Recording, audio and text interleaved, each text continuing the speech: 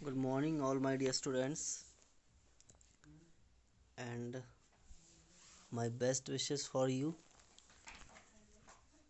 This is Harish Gangwar present in this online class, and today I am going to explain how to write a good email. So, today's topic is email writing. Watch the video very carefully, and at the last of video, you will be given two questions, and you have to write emails. So, watch each and every detail very carefully and note down in your notebooks. So dear students, this is email writing. थोड़ा सा detail इसके बारे में जानते हैं because I think that all students know about email, what is email and what is use of it.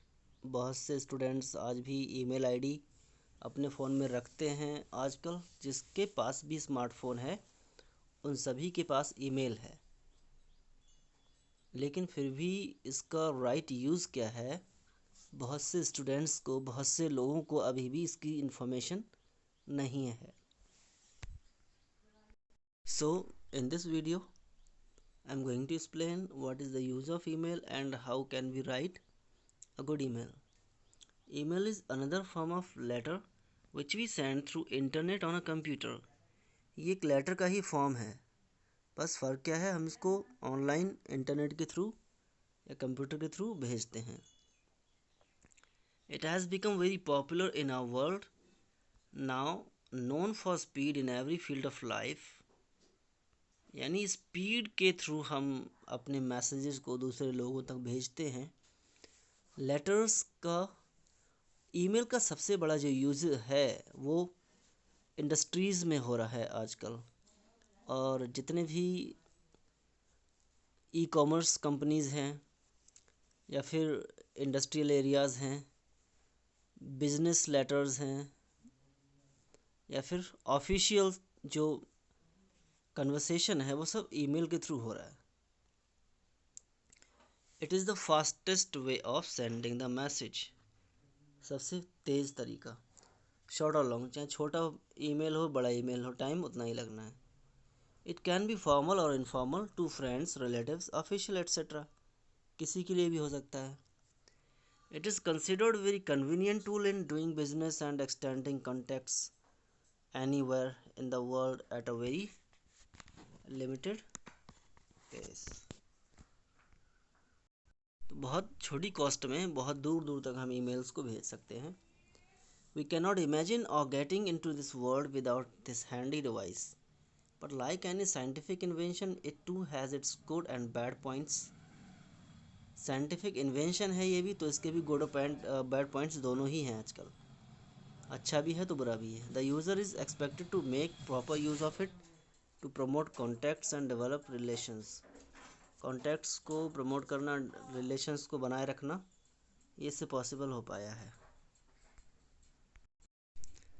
So dear students, in this video we will not look upon the advantages and disadvantages of writing an email. We will just see how can we write a good email. So these are some key points to use. Number one, use the proper format. First of all, you must have a proper format that will be provided by me in this video. इस format को मैं आपको provide कराऊंगा. Your email address must be given in the beginning. Correct time and date of sending email has to be given. Write the proper salutation like dear mom, hi, like this. इस तरह से एक proper salutation होना चाहिए और letter writing में होता है. Long messages must be put in well knit paragraphs. अगर आपका ईमेल लॉन्ग है, थोड़ा लेंथी है, तो छोटे छोटे पैराग्राफ्स आपको बनाने पड़ेंगे. ये पैराग्राफ, फिर ये पैराग्राफ, इस तरह से बना दीजिए. Write email addresses of those who need to know your message to your office subordinates, for example using the abbreviation CC. जो कॉम्प्लीमेंट्री कॉपी है उसको आप कब भेज सकते हैं, उसमें दूसरे एड्रेस डाल सकते हैं जब वो एक मैसेज बहुत सारे लोगों के पास जाना हो. एक तो आप डायरेक्टली एक कंसर्न पर्सन को भेज रहे हैं, और दूसरा शो करना चाहते हैं दूसरे लोगों को भी कि मैंने ये मेल उस पर्सन को भेजा है। तो जो सीसी है, कॉम्प्लीमेंट्री कॉपी है, वो लिखना हर किसी के लिए ज़रूरी नहीं है। A nice close is essential, बहुत अच्छे से आपको क्लोज करना होता है। Thank you for your support and we are hearing from you soon, इस तरह से। Never forget to sign your letter. Signing the letter should not be considered a wastage of time. Sign जरूर करें अगर हो सकता है पॉसिबल तो। Rather it is taken as a personal touch. It also gives the confirmation that the letter is complete. इससे confirmation मिलता है नीचे साइन होने से। लेकिन ईमेल में आजकल साइन का कोई इतना बड़ा चलन नहीं है, तो आपको साइन करने की कोई ज़रूरत नहीं है। ईमेल में क्या साइन करेंगे आप? Got it dear students? Now this is the format from to from date to CC. ये जो सीसी है इसका ज़रूरी नहीं है कि आप लिखें ही लिखें हर बार में। आप किसी एक ही बंदे को लिख रहे हैं तो इसको ब्लैंक छोड़ दीजिए। सीसी आप लिखें या ना लिखें कोई फ़र्क नहीं पड़ता। बल्कि फ्रॉम है ये तो आपका ईमेल आईडी होता है। टू जिसके लिए आप भेज रहे हैं, एग्जाम्पल से आपको दिए गए हैं। डेट इस तरह से लिखेंगे, डेट लाइक ये आपका टाइम हो गया, यहाँ डेट हो गई मतलब 10 नवंबर 2017।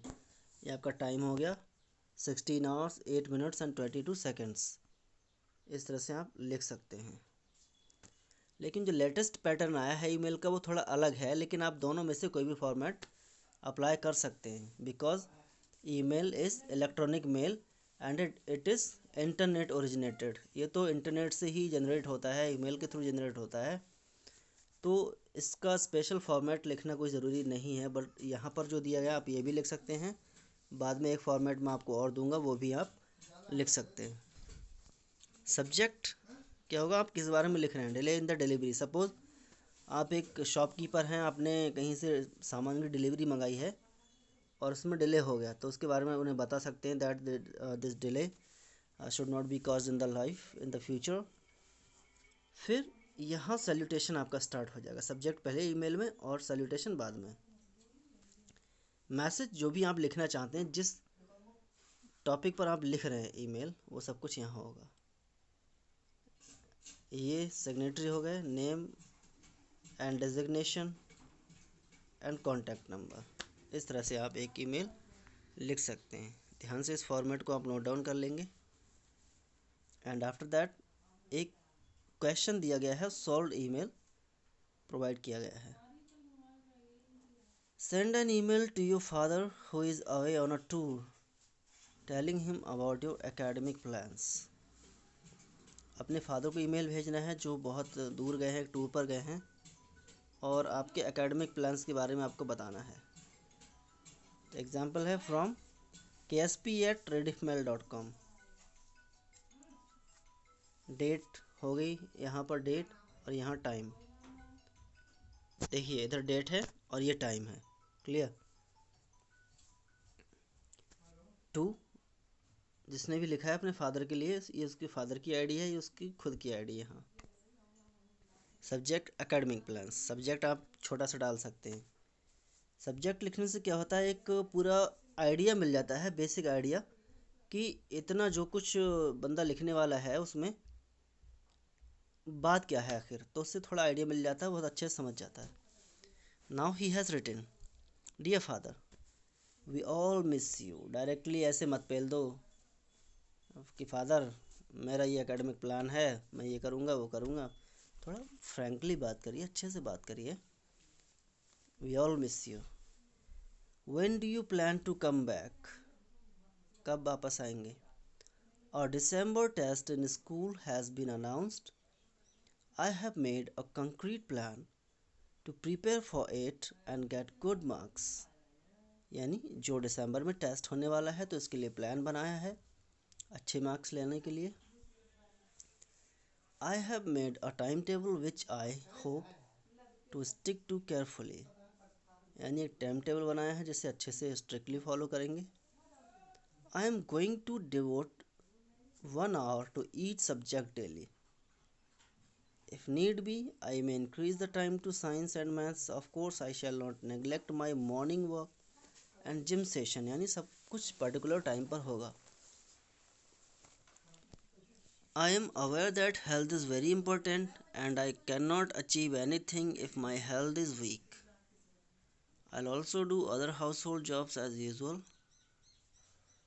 यानी पूरा प्लान कि उस टेस्ट को हम कैसे क्रॉस करेंगे उस यहाँ पर लिखा गया है. नीचे उसने सिर्फ अपना नाम लिख दिया है क्योंकि उसका कोई डेजिग्नेशन नहीं है. He is the son of his father. So you will write this email format also and this email also. You have to write both.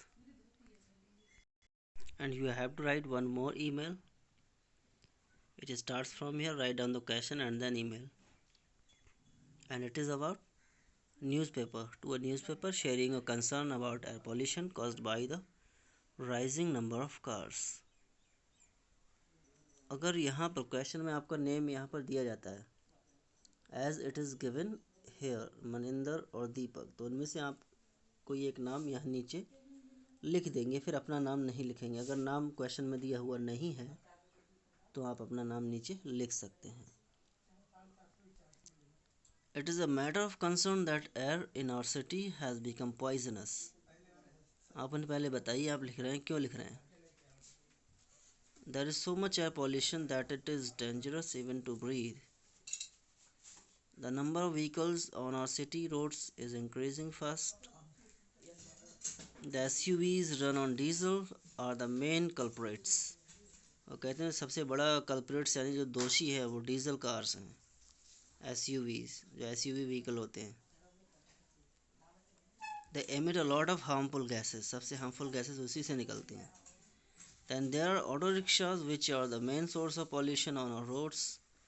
Some auto drivers use kerosene in place of diesel which emit more smoke. कुछ लोग तो kerosene यानी मिट्टी का तेल use करते हैं. The smoke emitted by such vehicles is very pungent, means very dangerous. It affects our eyes badly. हमारी आइज़ को बहुत अफेक्ट करता है.